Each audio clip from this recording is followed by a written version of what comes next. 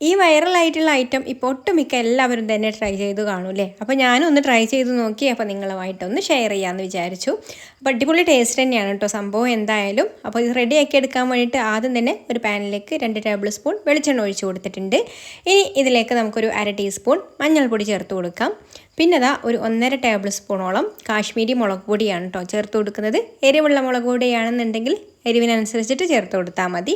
ഇനി ഇതിലേക്ക് ഒരു 1/2 ടീസ്പൂൺ പെരിഞ്ജീരകത്തിൻ്റെ പൊടിയും കൂടി ചേർത്ത് കൊടുക്കുന്നുണ്ട്. എന്നിട്ട് നന്നായിട്ട് ഇതൊന്ന് ഓയിലിൽ മിക്സ് ചെയ്തിട്ട് ഒന്ന് മൂപ്പിച്ചെടുക്കണം. ചെറിയ തീയിലിട്ടിട്ട് വേണം കേട്ടോ ഇത് വഴറ്റിയെടുക്കാൻ വേണ്ടിയിട്ട്, അല്ലെങ്കിൽ പെട്ടെന്ന് തന്നെ പൊടികളൊക്കെ കരിഞ്ഞു പോവും.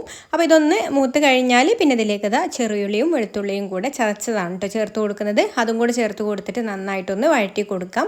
ഇനി ഇതിലേക്ക് കുറച്ച് കറിവേപ്പില ചേർത്ത് കൊടുക്കുന്നുണ്ട്. പിന്നെ 1 ടീസ്പൂണ് ചില്ലി ഫ്ലേക്സും കൂടെ ചേർത്ത് കൊടുക്കാം.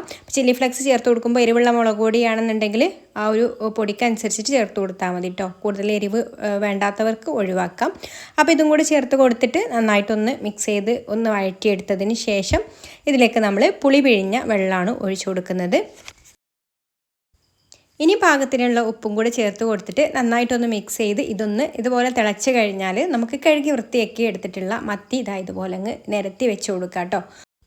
മത്തിക്ക് പകരം ഏത് മീൻ വെച്ചിട്ടും നമുക്കിതുപോലെ തന്നെ തയ്യാറാക്കിയെടുക്കാം കേട്ടോ.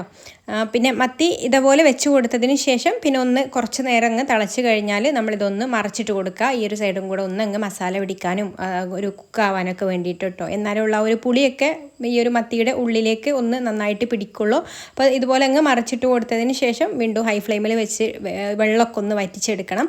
ആ ഒരു വെള്ളമൊക്കെ ഒന്ന് വറ്റിയിട്ട് ഇതൊന്ന് മൊരിഞ്ഞ് വരണം കേട്ടോ. ആ ഒരു ഉള്ളിയൊക്കെ ഒന്ന് അങ്ങ് മൂത്ത് മൊരിഞ്ഞ് വരണം. അപ്പോൾ ഉള്ളിയൊന്നും കരിഞ്ഞു പോകരുത്. അപ്പോൾ തീ ഒന്ന് കുറച്ച് വെച്ചിട്ട് ഒരു മീഡിയം ഫ്ലെയിമിലൊക്കെ വെച്ചിട്ട് തിരിച്ചും മറിച്ചൊക്കെ ഇട്ട് കൊടുത്തിട്ട് അങ്ങ് മൊരിച്ചെടുത്താൽ മതി. അപ്പോൾ നിങ്ങൾക്ക് എത്രത്തോളമാണോ മൊരിച്ചെടുക്കേണ്ടത് അതിനനുസരിച്ചിട്ടാക്കാം കേട്ടോ. ഗ്രേവി ടൈപ്പിൽ വേണമെന്നുണ്ടെങ്കിൽ അങ്ങനെ വേണമെന്നുണ്ടെങ്കിലും ചെയ്യാം. അപ്പോൾ അതാ ഞാൻ ഈ ഒരു രീതിയിലാണ് കേട്ടോ റെഡിയാക്കി എടുത്തിട്ടുള്ളത്. അപ്പോൾ ഇതിൻ്റെ മസാലയൊക്കെ കൂട്ടിയിട്ട് ചോറൊക്കെ കഴിക്കാനാണെന്നുണ്ടെങ്കിലും നല്ല ടേസ്റ്റാണ്. അപ്പോൾ അത് ഇത്രയേ ഉള്ളൂ, നമ്മുടെ വൈറലായിട്ടുള്ള മത്തി ഫ്രൈ റെഡി ആയിട്ടുണ്ട്. ഇഷ്ടമായിട്ടുണ്ടെങ്കിൽ ലൈക്ക് ചെയ്യാനും ഷെയർ ചെയ്യാനും ചാനലൊന്ന് സബ്സ്ക്രൈബ് ചെയ്യാനും ഫേസ്ബുക്കിലാണ് കാണുന്നതെന്നുണ്ടെങ്കിൽ പേജ് ഒന്ന് ഫോളോ ചെയ്യാനും കൂടി മറക്കല്ലേ. അപ്പം ഇനി മറ്റൊരു നല്ല റെസിപ്പിയുമായിട്ട് അടുത്ത വീഡിയോയിൽ കാണാം. Thanks for watching.